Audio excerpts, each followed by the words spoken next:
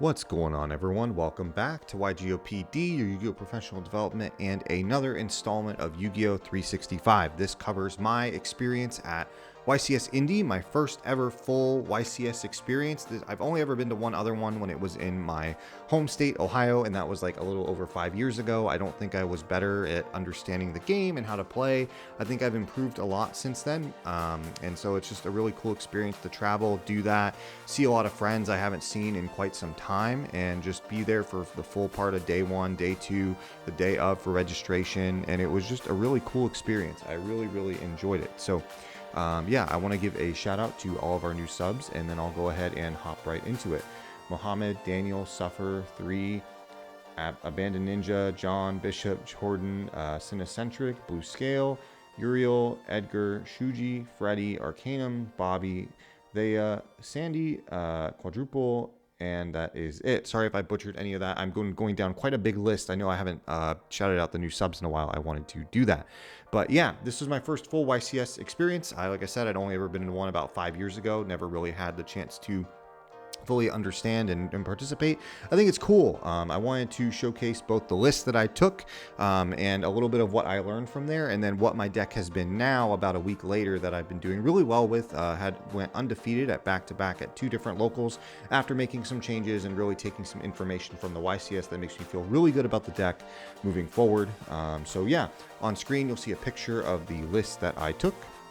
So the first thing you'll notice is I went all in on the Diabell Star package. I was on 3 Witch, 3 Wanted, and 1 of the original. I think that was fine.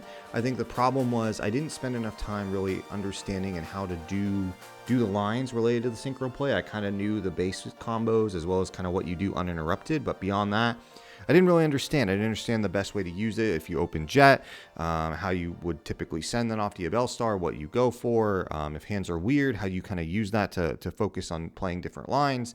I think Santoli's build speaks really well to not focusing on using the synchro stuff, learning new things, just using it as the guy who won, how to just get Hydra another time. Just making the deck more consistent and just using it as that. And I think that spoke volumes. I think a lot of people were experimenting with a lot of stuff during Indy, and a few people are. Right now, there is the Escatos lock. There is the standard just Rescue Ace consistency stuff that Santoli was on. There is the Synchro build. There's just a lot of different ways you can do it. So I've ended up moving forward to the Escatos build. I really do like that. I think that's probably my favorite going forward.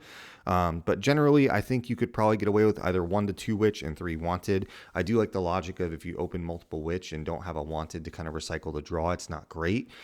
So that was definitely something I've cut back on and I've changed. I think the other thing that I've learned was, and a big shout out to my friend Paul, we talked a little bit about this. Unfortunately, I'd already submitted my deck list at the time. Shout out to that being due 10 a.m. the day of registration. It's a tight window, especially for this event with releasing Agov, but his logic was if you go first, regardless of what line you're doing with Rescue Ace, there's a really good chance you just win. Like your build-a-board is just good enough.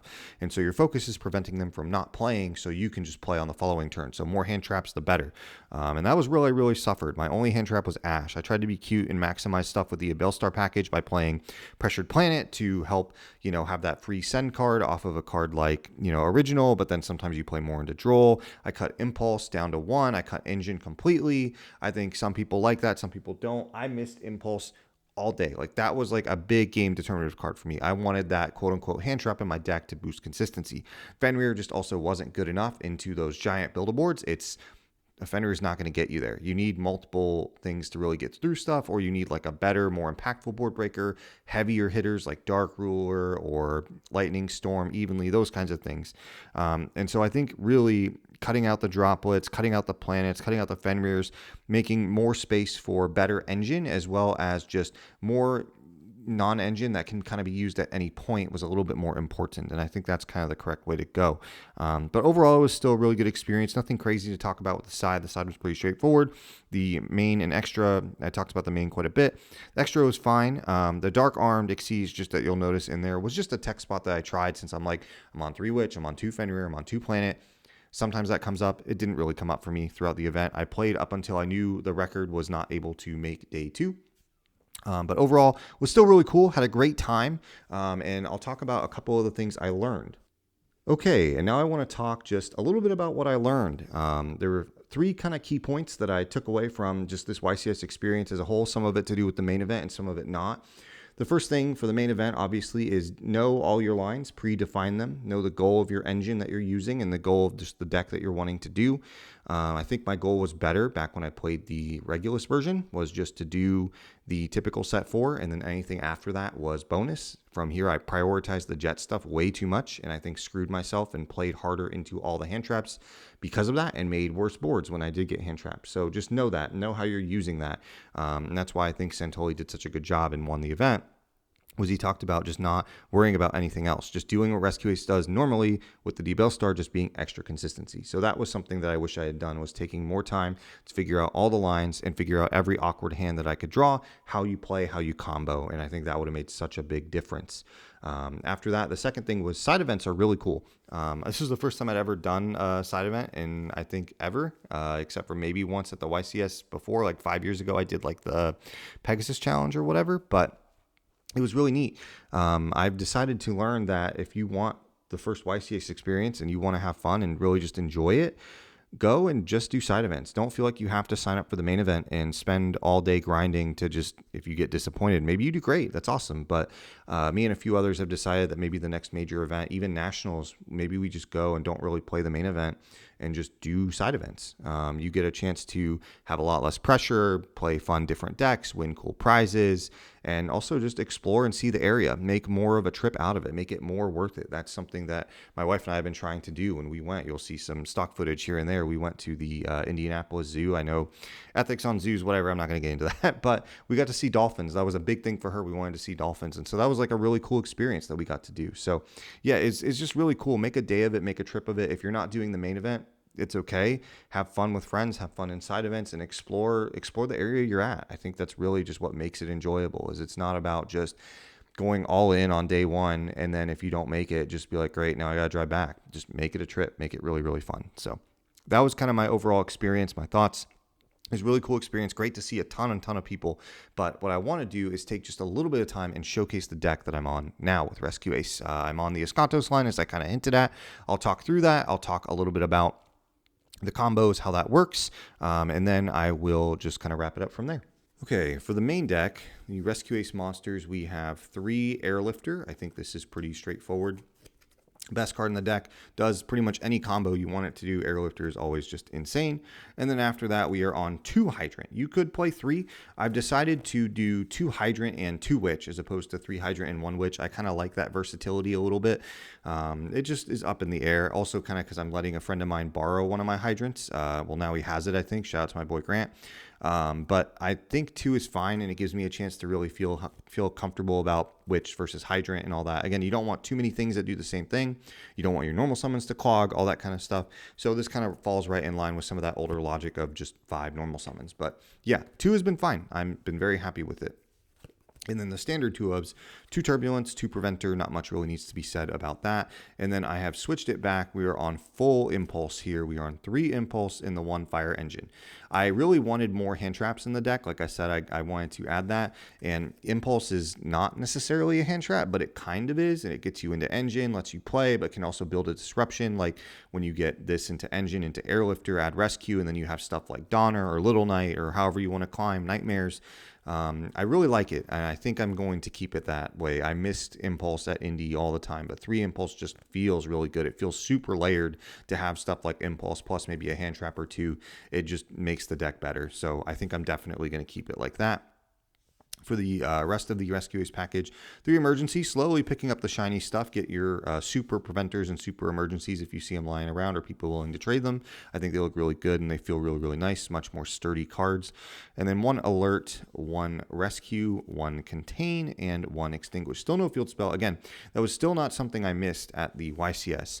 There were games where even in the mirror, I played 2 mirrors during my Swiss time as well before I had dropped, and the times where they had like built a board that was like so insane, just having the 1 field spell to either draw a card or do that extra normal was not going to make the big enough difference. It wasn't. And there was never grindier matches where I like wish I had it. The games were just decided pretty quickly. So I'm still don't miss it. Still kind of consider that a brick.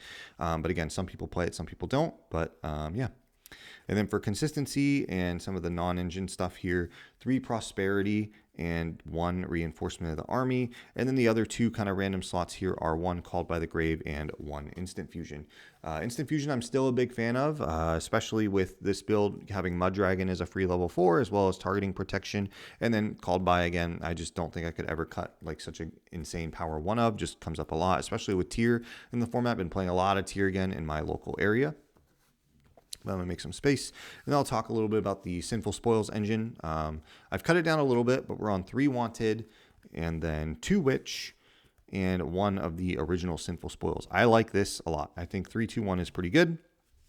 Again, you don't have to. You could play 1 Witch, but I like this ratio. It feels good. Feels like you see it enough, and it's just really, really solid. So not much to really say about it. It just wins you the game, gets Hydrant, lets you play through hand traps, all that good stuff. And then we are playing the Nemesis line. I'm not sure. The one guy has a profile on YouTube about it. That was kind of how I first saw it for YCS Indy. This engine is insane. You're essentially making Ripperduckus, declaring what type you want, and then Escatos becomes that type, and then you wipe the board of all those, and then neither player can summon monsters, special summon monsters with that type until the end of the next turn. So you're locking like Rescue Ace out by calling Machine, Manadium by calling Warrior or Fairy, that kind of stuff. And you can get all of this combo through either just Airlifter, or you can have any Sinful Spoils starter, meaning specifically in this case Wanted or Witch. Granted, Witch you have to have a discard.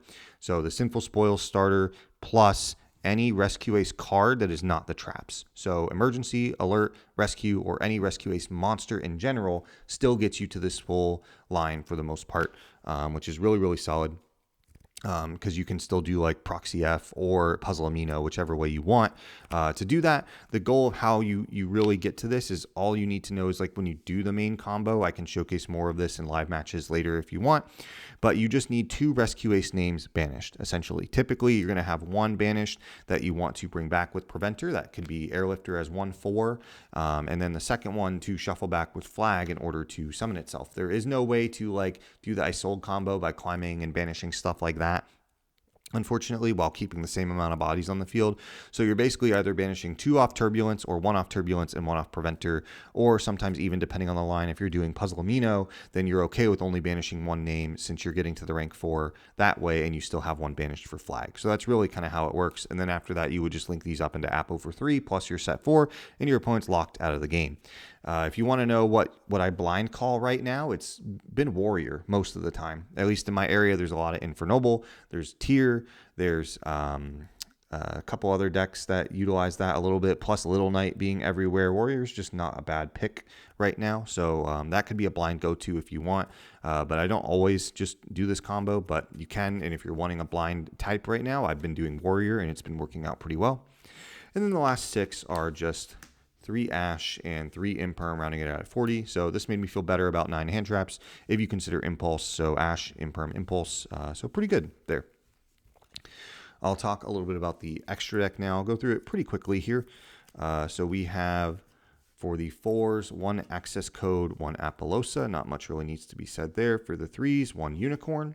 And then for 2s, we have 1 Donner. This has come up a lot more for me, especially with doing the engine line, because you could make a Little Knight, but it doesn't get the special effect because it's not using a Link or Fusion or whatever as material. So Donner's just a nice way to bait interrupts. And then 2 Little Knight. 2 Little Knight is not necessary, but the logic behind what I've learned from Indy, the biggest takeaway was whoever plays Little Knight better wins, or whoever has more Little Knight wins. That's been pretty much every instance of the games that I've been in ever since Indy and getting back. So if you can have 2, play 2, but if you are looking for a version of Rescue Ace that plays 1 or none, you could even just play 1 in this build. You technically don't even need 1. You could still stick with IP plus Unicorn because the Escatos line doesn't require it, but I was fortunate enough to get 2 of these over the course of the last couple weeks, so I'm going to use them because they're pretty solid. And then 1 Wolf, 1 Hida, and then 1 Puzzle Amino, and 1 Proxy F.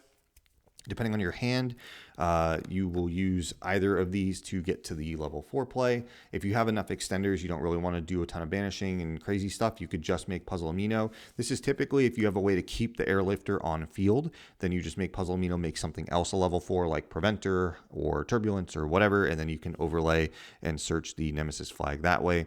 Proxy F is typically if the airlifter is banished, you will use this and the Preventer to fuse into a Mud Dragon, and then Preventer will bring back the airlifter as a 4, and then you can overlay into the Flame Banshee and go from there.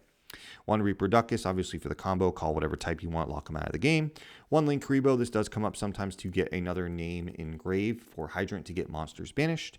And then obviously the 1 Mud Dragon for Proxy F and Instant Fusion. And then 1 Flame Banshee and 1 new Star Slayer. This could probably be cut for a Dweller if you want. But I haven't really needed it. This lock has been pretty sufficient. How this guy works is on summon, well, not on summon, you can detach, add a level 4 or lower Pyro from your deck to your hand. The Nemesis flag, the little Nemesis, is that Pyro. So then you can summon it. The secondary effect of this is if it is banished while you have a Pyro on your field, so Nemesis flag is typically what you're keeping on field, it then comes back. So you're typically having Reproducus, you're going to have Escatos, and you're going to have Nemesis flag. So Nemesis flag, Escatos is going to call a type after you've changed it with Reproducus, lock them out of the game, and then link those 3 away into your Apollosa for 3. So that's it for the extra deck, and then a quick run through of the side deck. Not much crazy here. I've switched to Droll. There's just a lot of Droll. I think Droll should have been there for Indy. Between Vanadium, Tier, builds were kind of greedier, adding a lot of stuff. There's just a lot of adding right now that I feel Droll more comfortable with Droll in the side, at least. 2 Kurikara. This has come up more. People are doing more build-a-board formats again, so it's not just Kaiju Noir and then you're fine. You kind of want a way to disrupt some things and then still get some board presence. I think Kurikara really does that well, especially with the synergy of being able to search this with the Sinful Spoils package. And then 2 Lightning Storm, no Duster. I just cut a couple slots to make room for Drolls and Kurikara, but Lightning Storm is our back row removal. 2 Druis Worm. Again, you could bump this up to 3, but just space-wise, I wanted a little bit more diversity with Droll and other things like that. And then lastly, just for the going first stuff, we are on 3 Barrier and 3 Judgment because we're not doing like Synchros or Regulus or anything like that. There's no Omni Negate to protect your back row, so we do want Judgment in there going first. So that's it for the main, extra, and side. And that is it for the Rescue Ace deck profile post YCS Indy, as well as what I ran and just my overall experience. Felt really good to get back into the fray of things, play this, do a really competitive event, get my feet wet and kind of understand what it's like going to those types of level events that exceed regionals. Really cool. I'm definitely planning on probably taking this to my next few regionals that are around the local area. So like Indy, Kentucky, and probably Ohio as well across the next couple of months. So that's it. Thank you all so much for watching, and I will see you all in the next one. Later.